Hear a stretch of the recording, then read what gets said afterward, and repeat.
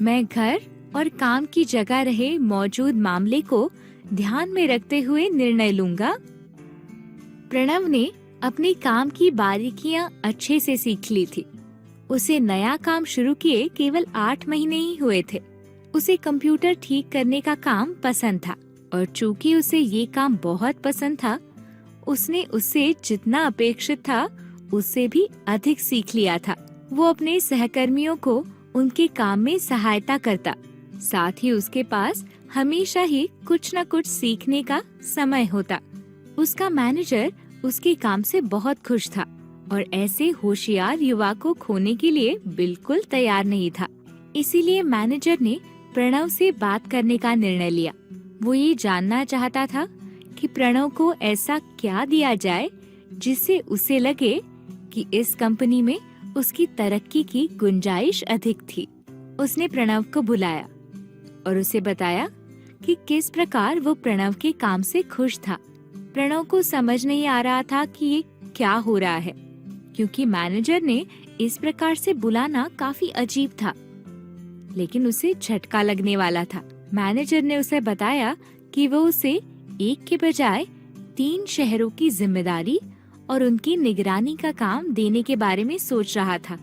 प्रणव की आंखें चमक उठी और उसने कहा कि वो बहुत खुश है और अपने पिता से इस मामले में मशवरा करना चाहेगा।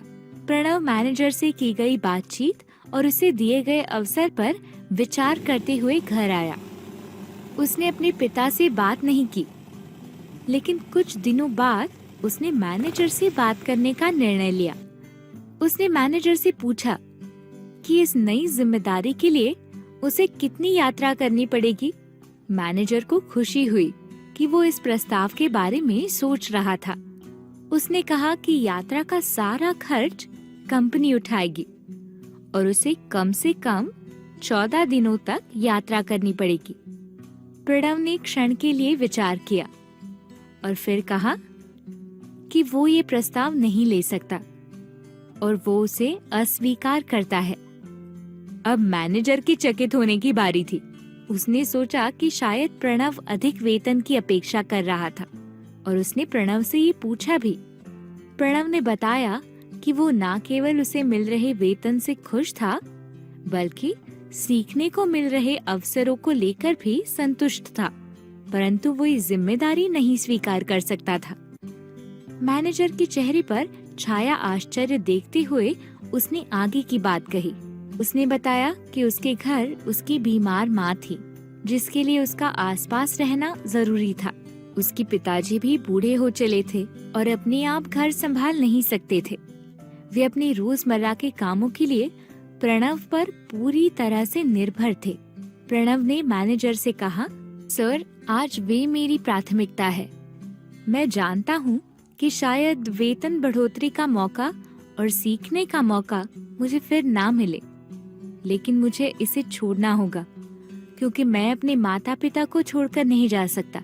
सच कहूँ तो मैं इस बात को लेकर गर्व महसूस करता हूँ कि मैं अपने माता पिता का ध्यान रख पा रहा हूँ।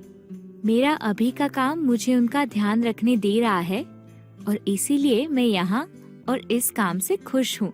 मैनेजर उठ खड़ा हुआ और उसने प्रणव की पीठ थपथपाई। उसकी आंखें नम थी। वो शाबाशी बहुत कुछ कह गई।